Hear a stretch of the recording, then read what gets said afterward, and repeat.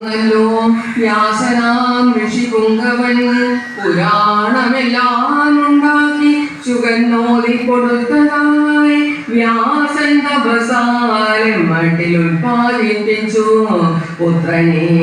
വിസ്തരിച്ചോതു പിന്നെല്ലാം വ്യാസനോതി ഗ്രഹിച്ചപ്പോൾ സൂതൻ പറഞ്ഞു സാക്ഷാൽ ശുകൻ യോഗിമാരിൽ വെച്ച് അത്യുത്തമനാം മുനി വ്യാസങ്കൽ നിന്നുമുണ്ടായ വിധമേതമോദാം സവിസ്തരം ശ്രീരാവും മേഘശൃംഗത്തിൽ വ്യാസൻ സത്യവതീ സുതൻ തപസ്സു ചെയ്താൽ അത്യുഗ്രം പുത്രാർത്ഥം ദൃഢബുദ്ധിയായി നാരദൻ ചൊന്ന ബീജമന്ത്രം ഏകാക്ഷരം സദാ ജപിച്ചുകൊണ്ട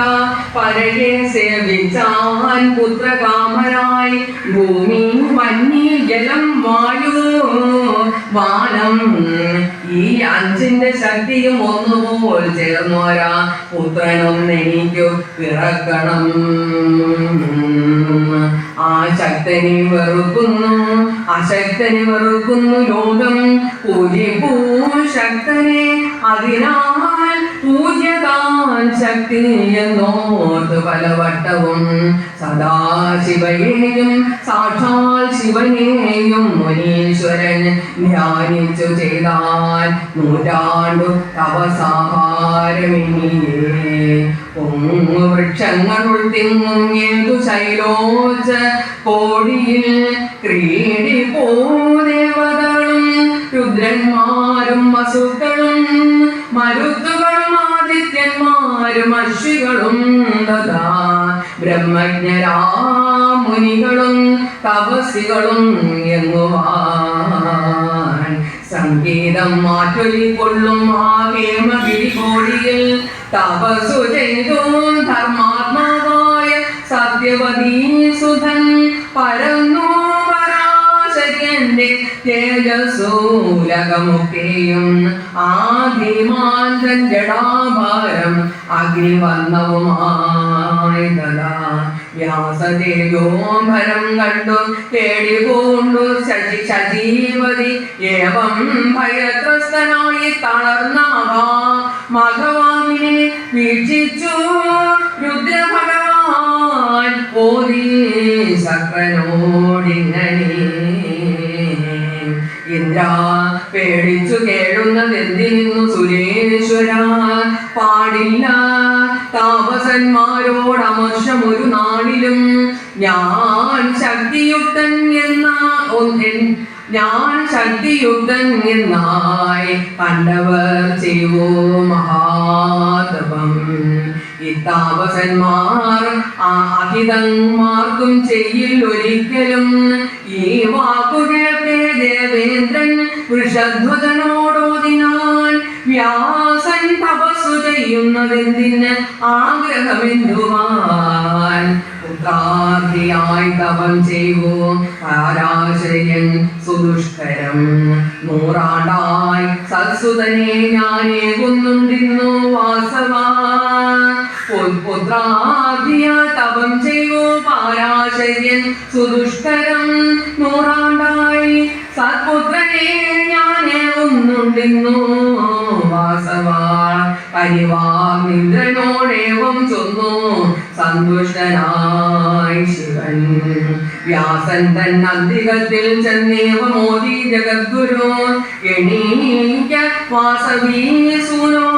ജനിക്കും പുത്രനൊന്നുതേ മഹാതേജസ്വിയായി കീർത്തിമാനായി ജ്ഞാനിയുമായവൻ സർവലോകത്തിനും പാരംപ്രിയം ചേർപ്പവനായി തഥാ സത്യവിക്രമനായി സത്വഗുണപൂർണരുമായി വരും. സൂതൻ പറഞ്ഞു ശ്ലഷ്ണമാമി വാക്കുകേട്ടു കൃഷ്ണദ്വൈപായനൻ മുനി ആ ശൂലപാണിയെ കൂപ്പിപ്പോയിനാൻ സ്വീയമാശ്രമം ആ ശൂലപാണിയെ കൂപ്പി പോകിനാൻ സ്വീയമാശ്രമം ചീരക്ലേശങ്ങളാൽ പാരം തളർന്നാശ്രമമെത്തവേ കടഞ്ഞു ഗുഹ്യമാമന്നി അരണി കടകോലിനാൽ അമ്മഹാൻ തന്നുൾക്കുരുന്നിൽ കടഞ്ഞും കൊണ്ടിരിക്കവേ പുത്രോൽപത്തിപരം ചിന്താഭാരവും പൊങ്ങി തൽക്ഷണം കടക്കോലുകൾ തൻ സംയോഗത്താൽ അഗ്നി ജനിക്കയാം ഔവണ്ണം ഈയുള്ളോ എമ്മട്ടുണ്ടാ സംയോഗജം സുഖം പുത്രരാണി തീ ചൊൽപ്പും ഒരു താരുണ്യപോമള കുലീന ശീലവതിയാൾ ഇല്ലെനിക്കും പത്നിയായി പുത്രനെ തരുവാനുള്ള മിടുക്കും പതിഭക്തിയും ഉള്ളോളം കാൽവിലങ്ങല്ലി വേൾപ്പതന്നെ പത്നിയെ അഴകും കഴിവും പാതിവ്രത്യവും പൂണ്ടനാരിയും സ്വേച്ഛാസുഖം ചരിപ്പോൾ താൻ സദാ ബന്ധനരൂപയും പെണ്ണാമം കെട്ടിൽ പെട്ടു വാഴയെന്നീ ശിവനും അതിമേ വലിപ്പതെങ്ങനെ ഇവൻ ഗാർഹസ്യം ബഹുദുർഘടം ഏവം ചിന്തിക്കുന്ന വ്യാസൻ തന്റെ ദൃഷ്ടിപഥത്തിലായി കാണായി വാനിൽ തഥാ ദിവ്യരൂപയായ ഗൃഹാജിയെ ചാരേ കടകൺകളിയൊത്തപ്സര അപ്സരോ നാരിയാമകൾ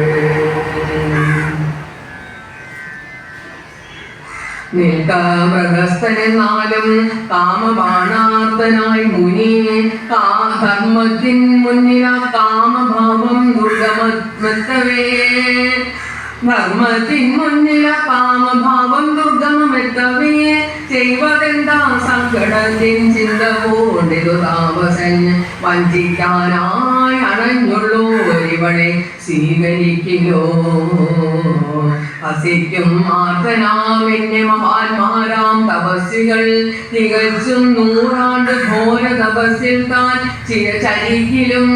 ഒരപ്സരസിനെ കാണ്ടേ വൈവശ്യം പൂണ്ടുപോയി മുനി ഈ നിന്ദയും പൊറുപ്പിക്കാം അതുല്യം സുഖവും തഥാ പുത്രലാഭവും അവണ്ണം ജ്ഞാനികൾ കാച്ചു മുക്തിയും വീണ്ടും നൽകുന്ന ഗാർഹസ്ഥ്യം ഇങ്ങുണ്ടായി വരുമെങ്കിലോ ഇദ്ദേഹയോടൊത്താൽ അതുമുണ്ടായി വരാദൃഢം പുരൂരവസിന്നു പറ്റി ചതി പൂർവശിയാൽ പുരാ ഏവം നാരദനോദിട്ടു മുമ്പ് കേട്ടിട്ടുമുണ്ടു ഞാൻ ശിവവരദാനം